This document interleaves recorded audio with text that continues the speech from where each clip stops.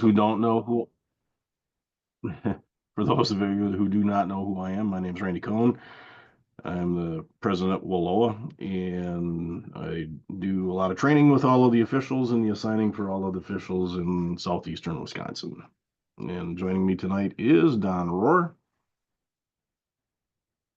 I'm the treasurer for WILOA. I also help with training in the Milwaukee area and some other guys in parts of the state when I can get there.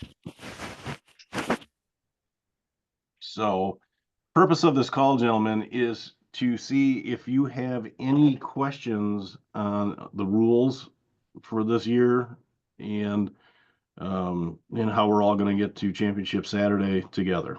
So I'll leave it at that. And then if anybody's got any, well, first of what I should say is this. If you have film of calls that you want us to review, please send it to Don and myself. But don't send me the film of the call that you thought they got wrong per se, because the film you're going to send is from the 50-yard line in an elevated position, which is not a spot that an official will ever be in. So what I do when I get those film clips is I look at that, and if you could, see if you can get the officials in on that particular clip. I like to see where the officials are standing to see if they're in the right position.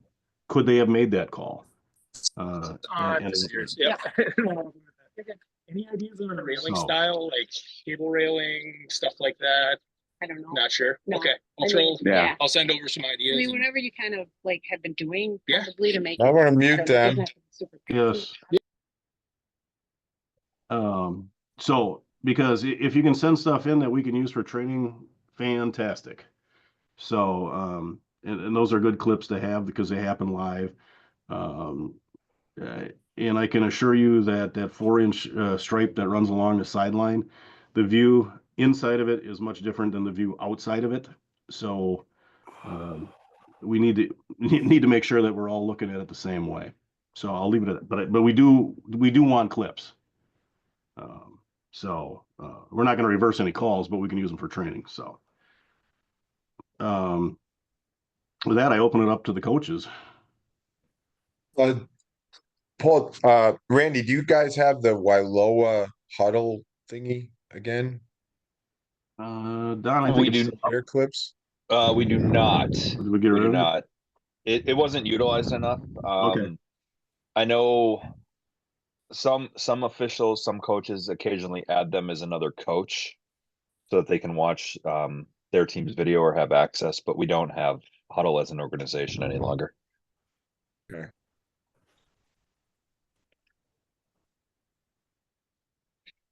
But if you did want us to look at something specific from a game, Roger, and you can't send a clip, you could add, Randy or myself as a coach. Let us take a look at it. We can possibly, get it off of there, and then you can take us off your roster or whatever as a workaround. All right, thanks. Don, Randy, can you explain how you call offsides? I know it sounds like a simplistic question. I just had a issue with it yesterday. I just want to understand the procedure of how you guys are actually taught to call it. And if you're wrong, like, is there a way to, like, an inverted whistle kind of thing? I was just kind of curious on that thought process. Sure. So all the officials are trained to always be looking forward when they're at the, let's say, center line, if you will, especially the trail. When you do a 2-man game, the trail is looking that way. Obviously, the lead is looking back towards center. But in a 3-man game, you do have the single side who's going to be there at the cone and should be looking forward, only looking to count 6 of somebody. And if they have more than 6, then they're offsides. It's not if they have 2 back and 6 up front means nothing. That's not offside, right? So what it is the mechanic to catch offsides, if you will, is to look forward. Sure. And Okay. so, and if it is incorrect, they should be able to inadvertent whistle. If it's a change of possession, you do it, or if it's the same, you just restart the team. You know, say if the offense had it and they thought, you know, there was too many offensive players, you kill it and you just restart them. You know, if they were already attained the box, you just restart them there out in the alley. Yeah, we had a 3-man crew in Madison. We scored a goal and they disallowed it, saying that we were offsides, but we only had 5 guys on the offensive side of the field, so was a little bit confused on that one, to be honest. But just wanted to know the explanation. Thank you. Yeah, I would. This is Tom from Wauwatosa as well. I would just ask if we could reiterate that with the newer officials, especially. We had a similar incident in one of our earlier games. We had a substitute situation, but it was also in transition and a fast break. And we only had 5 on the offensive side, and it disallowed a goal at one point. Yep, and it does happen. I'm not going to say we're going to be perfect. It does happen. Yeah. But my biggest concern on that one was it was the lead official who called it, and I'm like, you're looking the wrong way if you count it offsides. Right. So and those are actually the types of clips that guys I'm looking for if you got them. Because we can use those for training. Because in Tom, sounds like your situation is one where, oh my God, everything's going on in the box and things are, you know, there's transitions going on and there's substitutions going on. And realistically, it probably shouldn't have been called from the lead. It should have been from the trail because the lead doesn't really know if that guy really did step over or not, unless he's got, you know, hawk-like vision, which he might. I don't know. But those are the things we're looking for. Jay?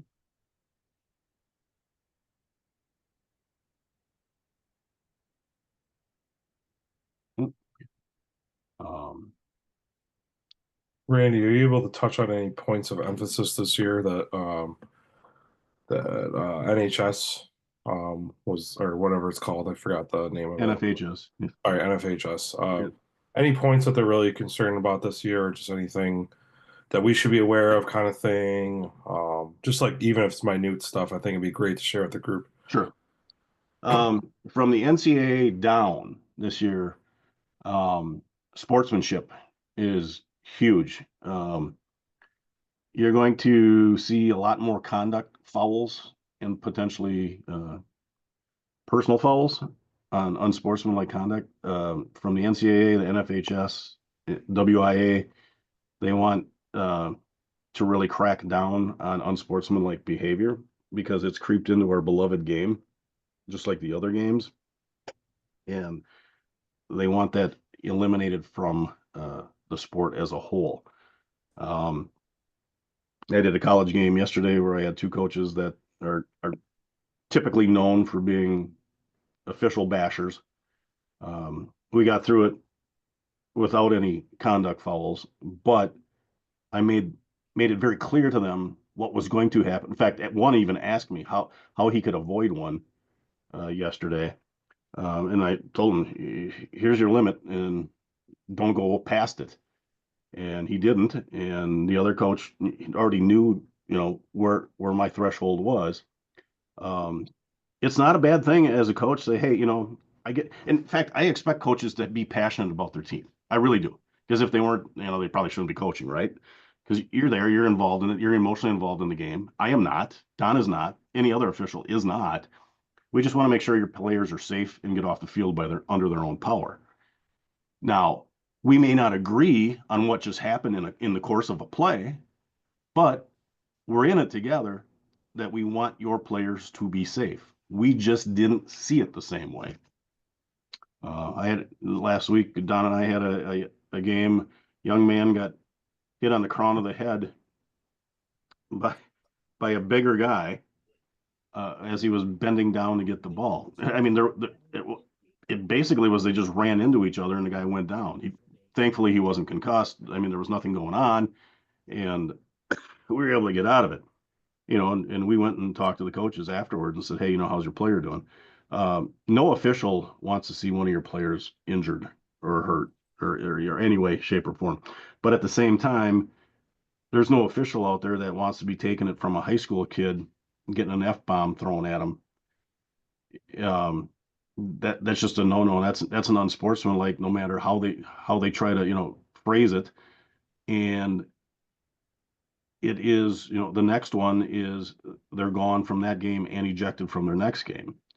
And then on coaches, any bench minor, not minor, but any bench penalty is on the head coach. So if you got an assistant that is, for whatever reason, grinding the officials and saying stuff that is getting you unsportsmanlike, not conducts, unsportsmanlike, two of those require the head coach to be gone, and he can't be at the next game either. So make sure you have your assistant coaches, on a short leash. Assistant coaches can talk to officials. I know that we went through some years here in Wisconsin where, oh God, assistant coaches can't talk to officials. Assistant coaches are assistant coaches because eventually they want to be head coaches. So let them advocate for their position. It could be a face-off coach, could be a D coach, could be something like that. And when they get to that threshold, it's really on the official to talk to the head coach and say, okay, I'm done talking with your face-off guy tonight. And that should just end it right there. I mean, we're all adults. We don't want anybody booted out of a game. It's just a matter of, we respect everybody. I mean, I can't saunter up to any of you coaches and say, boy, your defense really sucks tonight. Right? I mean, so why should you have the same thing to say, boy, your partner or you guys really suck tonight? And so because it's a two-way street. We want to get on and off that field together. And if we do it and respect each other, we don't have to like each other. We don't even have to like the calls or non-calls, but we have to respect each other, that we both have jobs to do to make sure that those players have a fun time playing. I'm good on that one.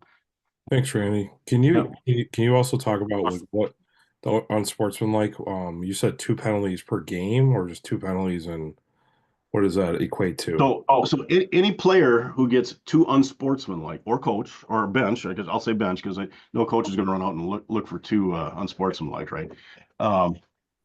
Anyone who gets 2 unsportsmanlike penalties is ejected from the game, and then they're subject to having to sit the next game.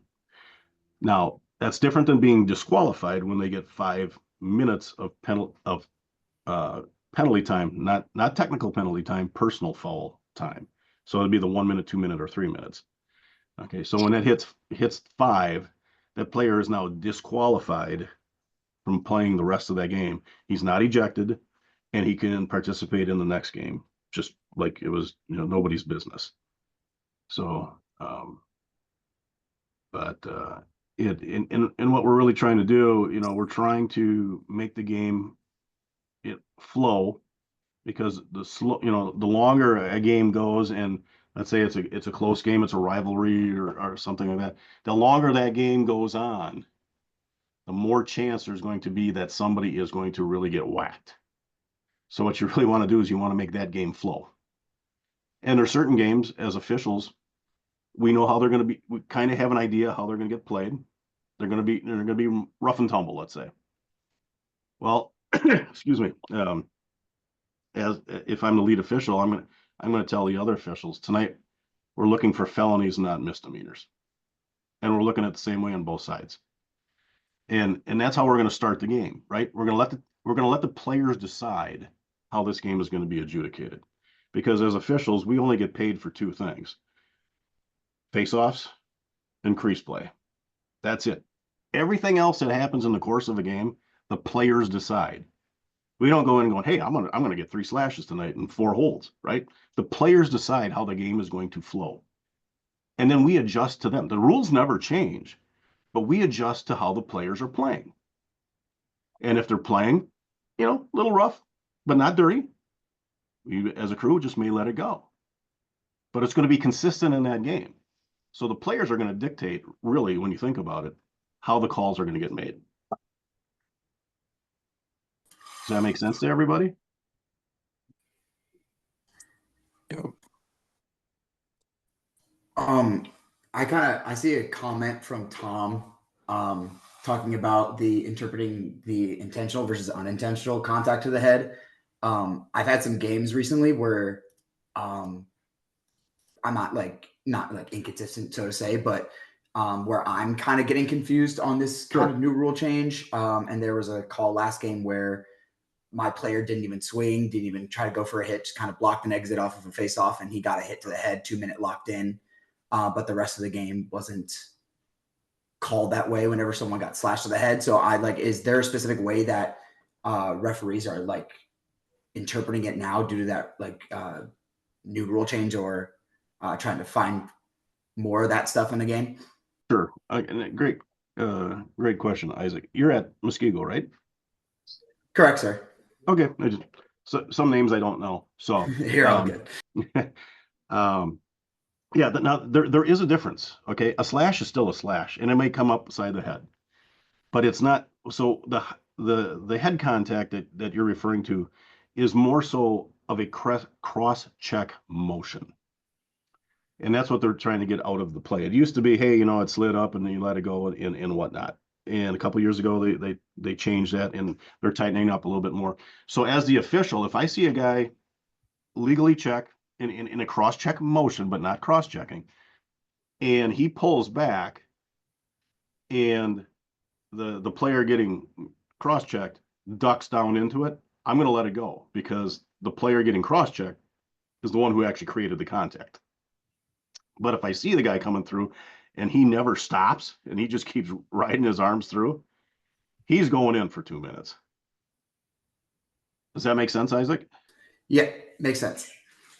Okay. Yep, I wanted to ask because I've been seeing similar calls where a guy makes a check, and we've been playing in some wet weather games to start the season here, Sure. and they're making chest to chest contact, and the kid getting checked may go down, but his feet may come out first, and then he's kind of sliding underneath the stick or something of the kid making the body check, and there's even no extension of the arms or anything there. And I've seen probably 2 or 3 of those where it's considered an illegal body check to the head, and then they're locking them in. Yeah. And that's the key thing, Tom, too, is we're as officials, we're looking for that extension. Did the guy who was doing the checking, did he realize, oh crap, I'm now in a bad spot, and is trying whatever he can to pull back, or is his momentum driving him all the way through? If his momentum's driving him all the way through, too bad, buddy, you got to go. Okay, because you've showed us nothing that you were trying to stop that. And it happens, boom, boom, and we got to make that call, right?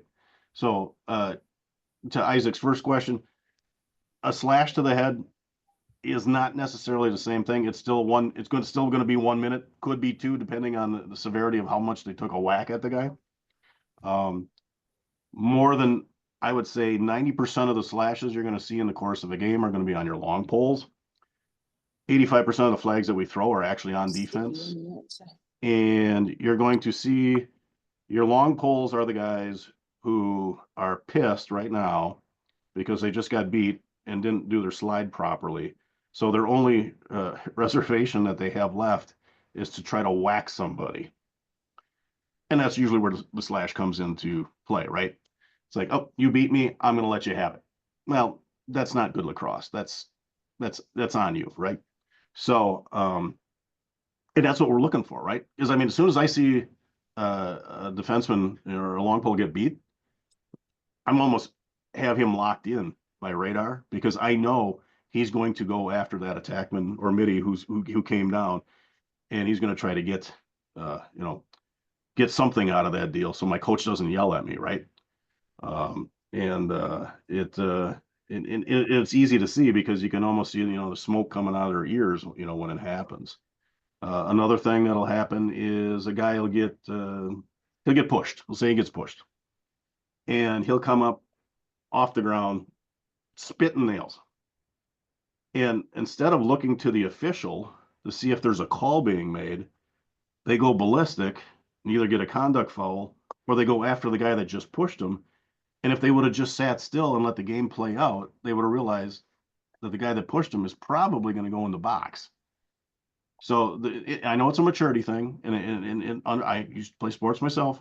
It's just a thing that you got to try to get through to your players. Trust the officials got the call. Don't come up and try to take justice in your own hands. I don't like putting guys in the box, but when they earn it, right? So, Don, you have anything you want to add on that?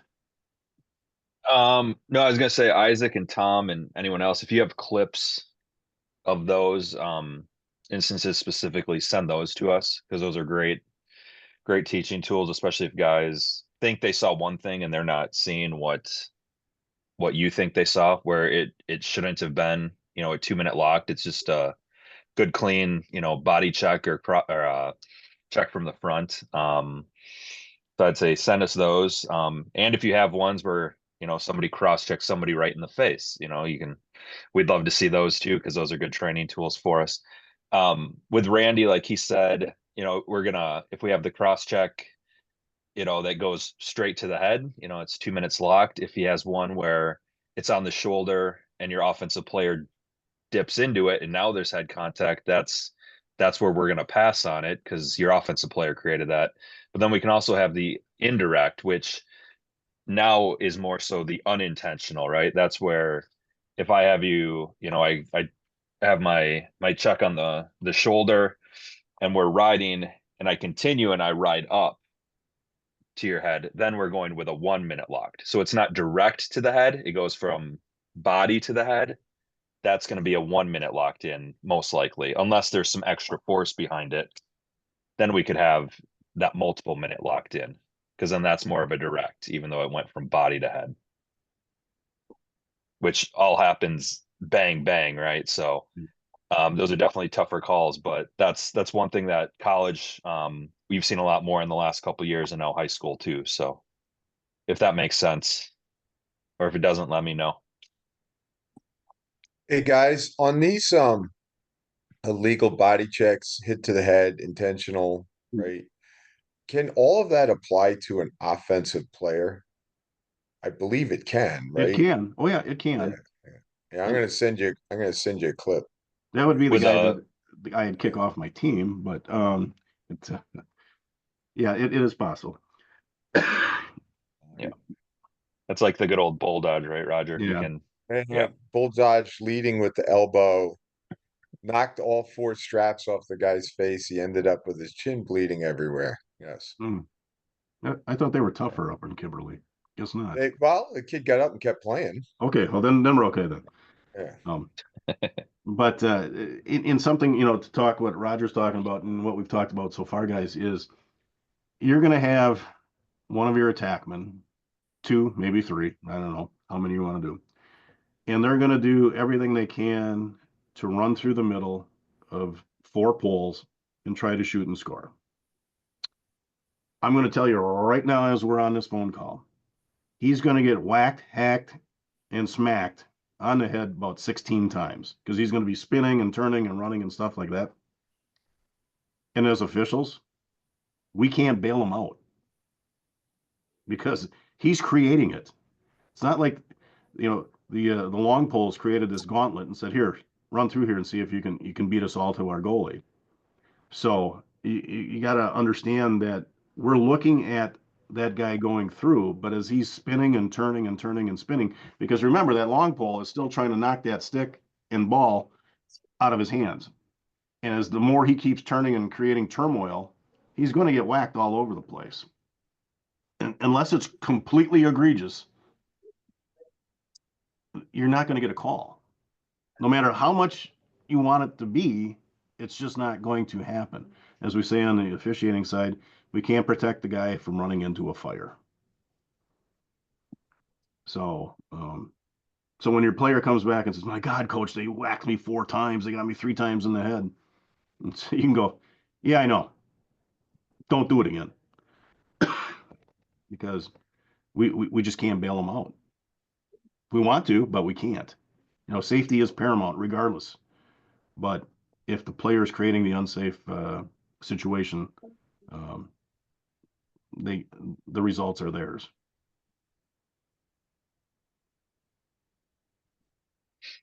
Anything else, guys? Randy, on a similar note, what about like a hospital pass, right?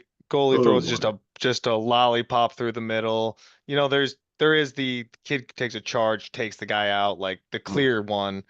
But I think there's a fine line, can you kind of talk me through that one? I had something like that happen in one of mine. Sure, and thanks, Alex. There is a fine line between, and it used to be a legal play, and everybody loved it, right? The buddy pass, and everybody, ooh, ah, but that has been taken out of the game about, I think, 6, 7 years ago.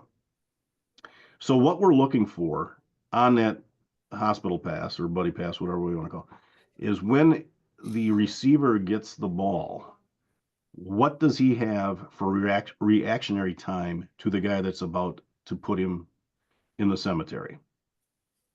Does he get a chance to see him?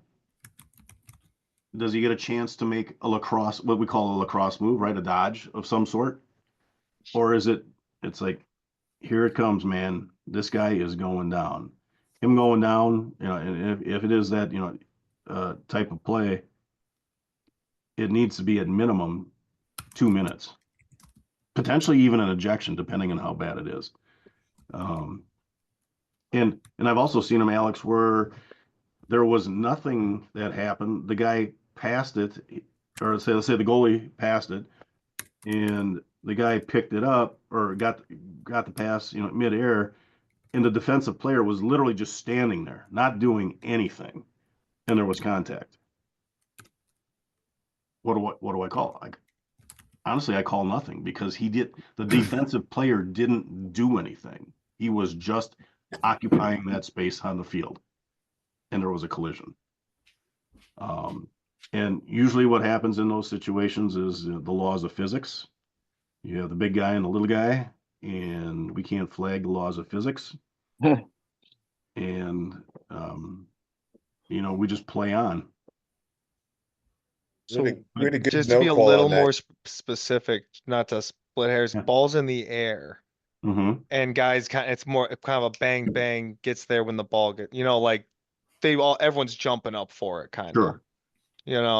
Like kind of like almost tip drill, like playing Hail Mary with the boys in the backyard. Yeah. Well, You know what I mean? That's Yeah. that's where we got called, and I'm trying to explain it to my guys too. Right. Like, hey, how do you handle that in the future? Sure. Well, jumping, actually, we can do a quick sidebar. It could even be part of this. Jumping, coaches, if your players leave the ground, there is no way an official can protect them. They've already vacated gravity, and whatever happens on whatever hit that comes through. But on this particular one that Alex is talking about, if the guy lined him up for 5 yards or more, he's going in the box, regardless if the kid jumped. Because you got to be able to be within 5 yards of a ball to put a play on a player. So please tell your players not to jump, especially when they come around the crease. Especially in high school, if you leave your feet, take a shot and it goes in and you land in the crease, it's no goal. It's not like college. So keep your feet grounded, take your shot, take your hit, and move along. I don't like it, and another thing is where, let's say your player he's coming down middle of the field and he cuts to his right, he's a right-handed shot, and his momentum's already make him lean to his right, and he takes that shot, and this 3-year-old girl comes out with a feather and touches him, and he falls over, and he's now on his back and he's writhing in pain. Well, your momentum already had you going that direction, so anybody could have put you on the ground, right? So what we're looking for in that situation, and it's always going to be the trail official, was it excessive to put that player on the ground? Because literally just touching him while his momentum is going to the right, or if he's a left-handed shooter going to the left, anybody who blows at him is probably going to knock him down. So that's what we take into account as officials. Okay, you see like, oh my God, my player got hit, and it's illegal. It was late. Well, no, it wasn't late, and it really wasn't illegal. It was just he made contact with him while his momentum was taking him in that direction. So there's a good chance we're going to pass. Not because we don't like your player. It just isn't a penalty. Does that help, Alex? Heck yeah. Awesome. Thanks, Randy. Mm-hmm. Hey, Randy, it's Zach. Oh, go ahead, Zach.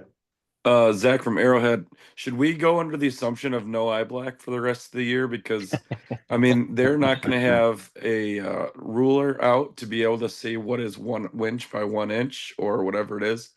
So it just seems like it's every time that our guys have eye black on, and maybe they are over the line. And you give me that answer too, but we've kind of just gotten to that point where, all right, no more eye black. I was just wanting to see what you guys were thinking. Yeah, and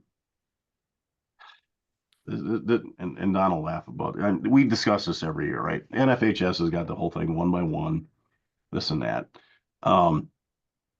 My personal opinion is the NFHS has better things to do than worry about how much eye black a player has on his face in a lacrosse game with a helmet on that no one can actually see it anyway.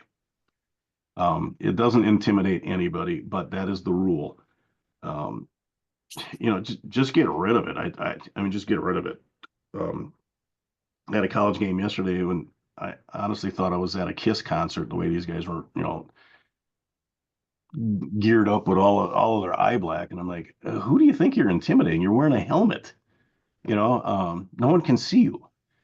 So, yeah, we're going to enforce it. At every start of every game, tell the guys that they got to wipe it off.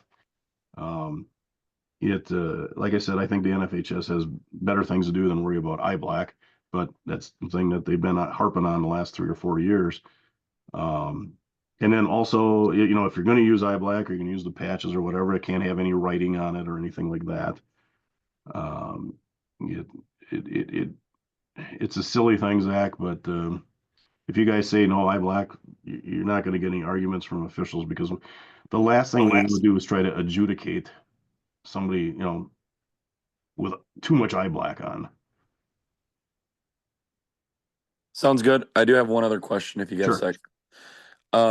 We had a situation in a game where guy had a legal check that ended up hitting the opposing player's stick into their own helmet. Is that a slash? No. Okay. That's what I thought. I just I was confused when that happened. So Yep. just wanted to check. And that'll happen a couple of times in a game where a guy will have, it'll be legal and the stick of the player will whack themselves in the face. And then they'll look at you as an official and go, "You're not going to call that?" It's like, "What, you want me to flag you?" Right? So it does happen. Actually, it happens quite a bit. A lot of times you just move on from it because you kind of saw how it got there. But yeah, if you do check a player, I know it's tough to see because a lot of the times you're not in a great position. Right. Well, and I'm glad I'm glad you brought this up, because let's talk about a trip. So what is a trip? A trip is an initial action that creates a secondary action, right? So if I check your stick down to the ground legally and you trip over it, that's not a trip, right? Because there's no secondary action. It's just you tripping over the top of it. Now, if I check your stick and then I come through and whack you in the leg and trip you, that is a trip, right? Because there's a secondary action that happened in there. And a lot of times you're going to see, we're like, "Oh my God, it's a trip." No, it's not. In the definition of what they call a trip, it's not.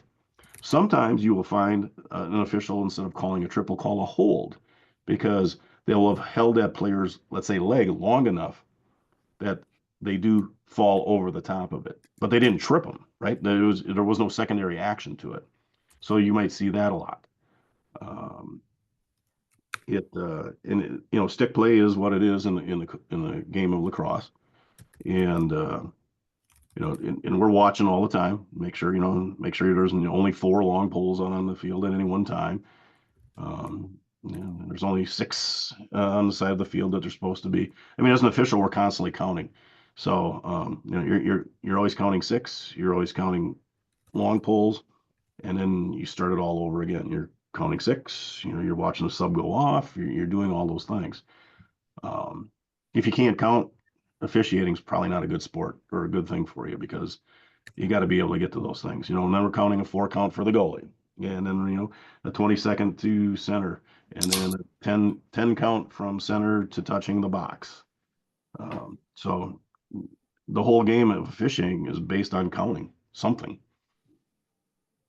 Mr. Ryder, I see you. I am here. Can you hear me? I can hear you. I just opened a beer. Sorry, guys. Good to hear your voice, Mr. Cohn. Well, thank you.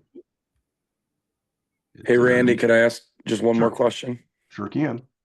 How much should a conversation with a ref and a coach sway the call on the field?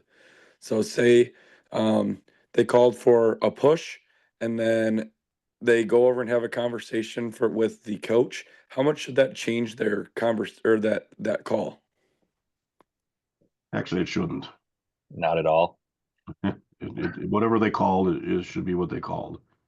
Okay, that's what I thought too, but had a couple instances over kind of from the Madison area with that. So I questioned if that really should have changed anything or not. So I appreciate it. Yeah. If we get together as officials and talk about it, or one guy thinks, you're absolutely wrong, then he can go and try and convince the other official, but officials shouldn't let coaches sway their judgment. Right. Like yeah. that. If there's two flags, let's say Don and I have a flag on the same play. I might have seen it as a push and he might have seen it as a cross check. Well, neither one of us are going to actually give any signal until we get together. Okay, what do you got? What do you think? He'll try to talk me into, let's say he had the cross check. He'll try to talk me into the cross check, and I'll say, "Geez, I'm thinking it was only a push." And then we will agree to disagree, but we're gonna come to the bench as a unity thing, saying, "Okay, it's a cross check. That's what it is." Because and then now you got to remember, as officials, whatever we call first, any penalty, trip, slash, cross check, nose pick, whatever, it doesn't really matter. That is the threshold we have set for that game. So now we have to live to that standard, right? Because you guys want consistency. Well, I want consistency too, but as coaches, you really want consistency. So it takes a while to get that first flag on whatever the penalty will be, unless it's just, a bunch of released convicts from Waupun or something are out playing. But, like I said, the players are going to tell us how the game's going to go tonight. I mean, they really do. They dictate how the play is going to happen. And that's what we watch for, or what we should be watching for. I mean, the rule book never changes, but as officials, you have to officiate the game that you have in front of you, not every nuance of how the rule book is written, because the rule book never changes. It's what is the threshold. Now, I've had games with a lot of you here on this call where it is slowly gotten higher and higher. You can feel the energy, right? It's getting higher and higher and higher. And I'll talk to your captains and you and say, "Hey, we got to tighten this thing up. Next flag is somebody's got 2 minutes going in." Okay.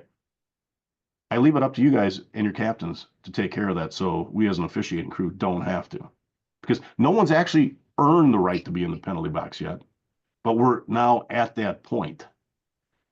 So I let the players and the coaches decide how this game is going to finish out. And it's easier that way, because I don't want to be throwing flags for the rest, say for the whole third and fourth quarter, because now everybody thinks that, whacking somebody is legal. Well, it never was legal. You just weren't doing it illegal in our mind in the first half. So, so we do strive as a group to be consistent, and more so than you actually think. Now, it will be a little different from crew to crew. I'm not going to lie to you, but like I said, the rule book never changes. It's the temperament of how the crew is taking it, in the game. Again, I can't tell you enough that we only get paid to do face-offs and crease play correctly. The rest of the stuff, the players decide. And so, with that, I'll take, Don and I'll take any questions you guys have. Max, I see you here. Thanks, Randy. You got anything?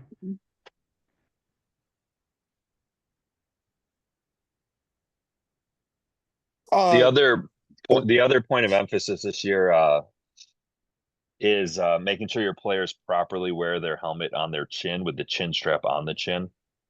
Like that's a big one for safety issues, and that is a 1 minute locked in penalty. So I know those boys, along with their eye black, they like to wear that chin strap on their mouth because it gives them more drip or helmet tilt or whatever they call it. But make sure that it's actually on their chin, because some guys will definitely catch that and lock your player in for a minute. I didn't realize how bad that was until I saw the rule announced, and then noticed half my team does it. Yeah. Can I ask one quick question about that? Sure.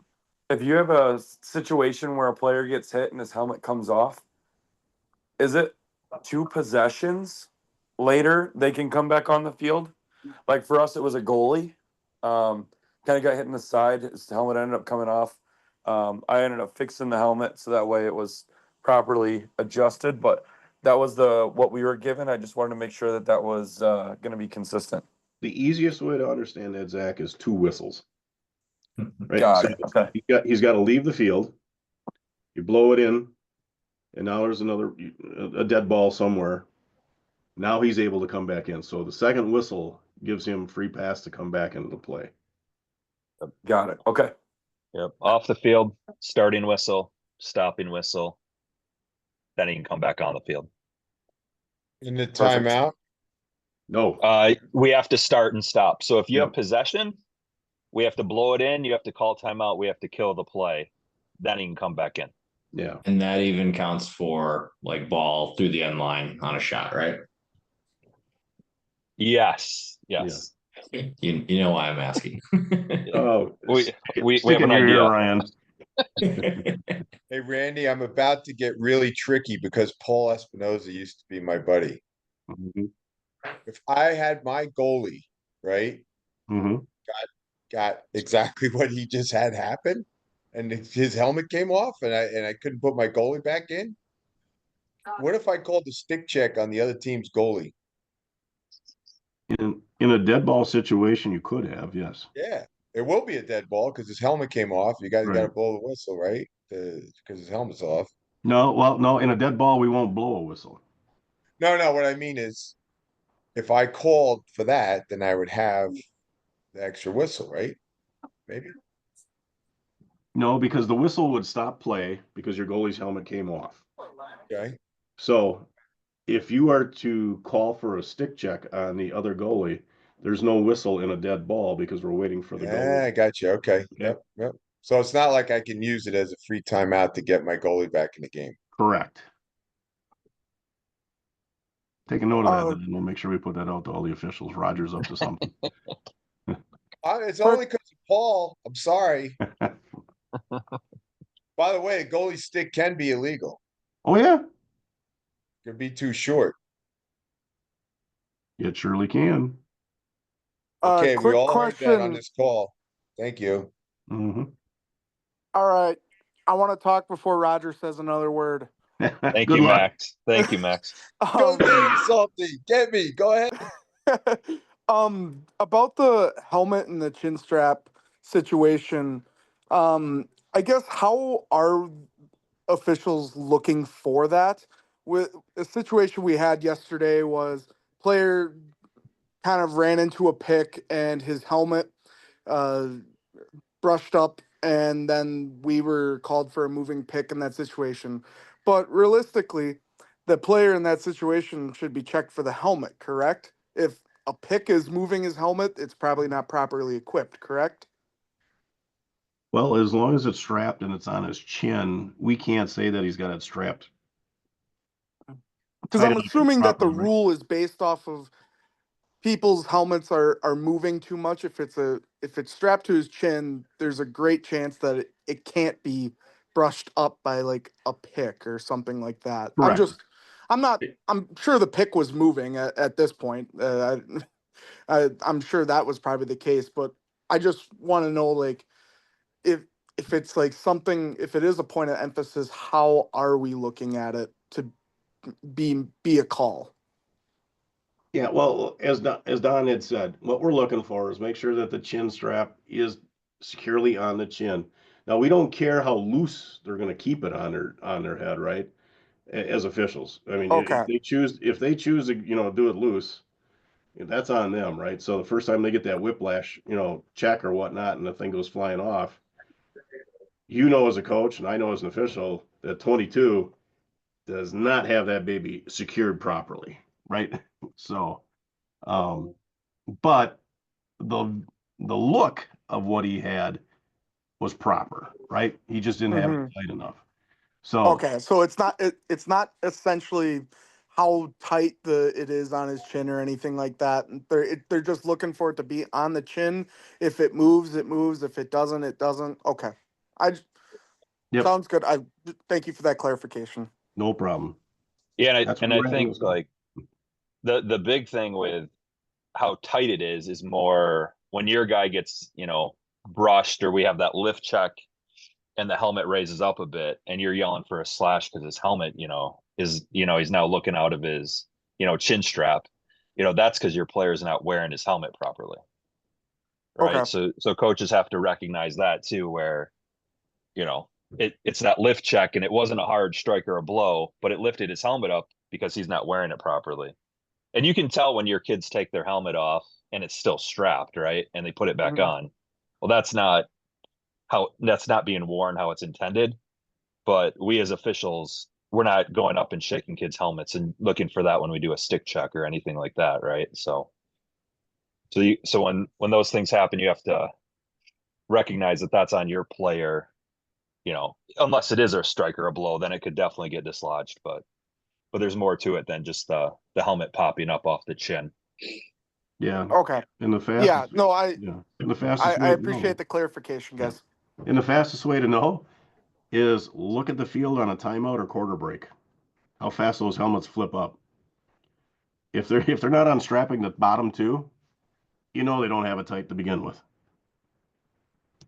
So, and we as officials we kind of chuckle about it. So you can always tell which guy just has it on, and making it look right, but not necessarily the way the rule was written and intended. So,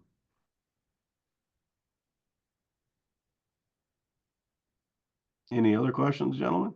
Randy, is that same penalty for if you're wearing the like arm guards up around your top of your shoulder? Yes, they have to be Right, on because the it's not the elbow. way the manufacturer Right, wanted it put or right. something. They got to be on the elbow. I've had a couple, so actually mostly in colleges here, where guys are wearing them up, as tri pads versus elbow pads, and it's like, dude, you got to move them. Why? Because I said that's the rule. Well, I don't want to. I said, well, then I'm going to flag you. You do whatever you want, but I'm telling you that's the rule. So, um, and we're not out there to be the inspection police either. It's kind of like the old mouth guard thing, right? At least now we can have a clear mouth guard for, they finally figured that out because of a lot of the kids with the dental work that they have. If, if the mouth guard comes out and play, well, then we just stop it and then we just restart it at that position there.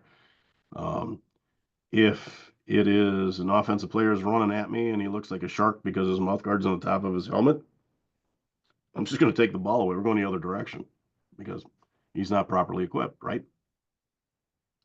And he can't tell me that, oh, I left it over there. Well, no, it's stuck on the top of your helmet. And because sometimes they do dangle, but they do come out in the course of play. So we got to kind of take that into account, whether it's offense or defense.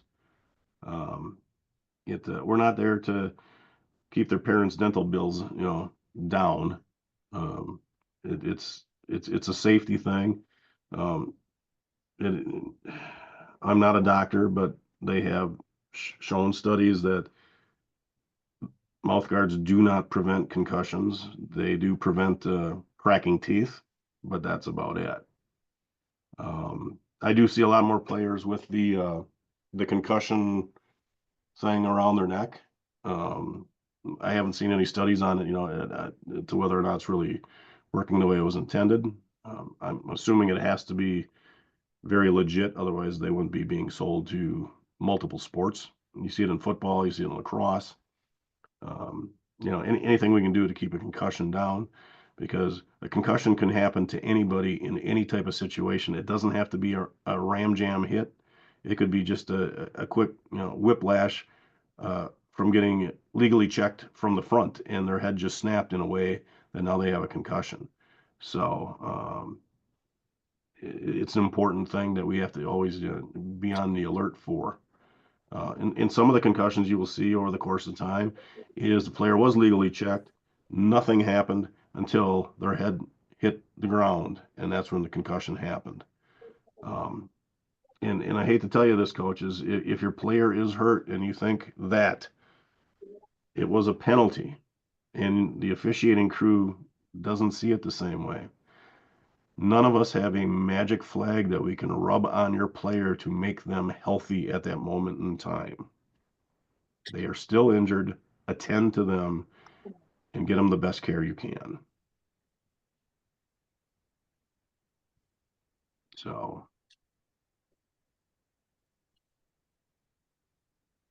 Ryan, and that's fine. I mean, it is good. I mean, I'm sure it adds to some safety. It's just a matter of the studies that I was involved with a couple of years ago with Children's Hospital. They found that the mouth guards, they really don't do anything when it comes to concussions. Yeah, They're that's just required. interesting, but they don't care enough about their teeth and they need to have one in. So. Right. Exactly. I'm not telling anybody to tell their kids not to have a mouth guard. I'm just telling you that what we were all told. I didn't know that. It was kind of a lifestyle. It's kind of like it's kind of like the urban legend that, hey, they can't play from the ground. Yes, they can. They just can't be checked on the ground. Their stick can be checked all day long, but the player themselves, there can be no physical contact with the player on the ground. So Oh, speaking of urban legends, can you tell your players to run off the field with their broken sticks, please? They do not have to drop them. yes. They just can't be in any play. Yes. We would appreciate that. Yes, because every time I see a broken stick on the field, I see weapon. And it's like, get that thing out of here so nobody falls on it and gets skin torn or something like that. On that same vein, just checking, you drop your stick. It's the player who dropped their stick's responsibility to get out the way, right? If he Yes. makes contact with anybody else, that's procedure. We get the ball. Yep. All right. He cannot be in any way, shape, or form even contact somebody on the way. Let's say he's running to the bench. If he makes contact with anybody, he is not properly equipped, and we're going the other direction. And to be clear, nobody can pass that kid that stick's broke, pass them a stick, and they run off the field. Correct. And so like that kid sticks in the middle of the scrum, he's reaching down for it. He's guaranteed gonna touch somebody. Pretty much. Yeah. If he is in the box and it gets broke, his best defense is just to get the hell out of town, right? Just run. Just run away. Just get away. Kind of like tag. Yeah. Because if he does go down to grab the stick and he ends up making contact with anybody, he's now, it's a procedure call. And it's his responsibility though to stay away from people. So if he drops a Yes. stick and my guy happens to bump into him, right? Yep. Once you are not legally equipped, it's all on you. All right, perfect. That's all I need to know. Thank you. Mm-hmm. See, and you guys thought we just had an easy time, walked out with cool clothes on, and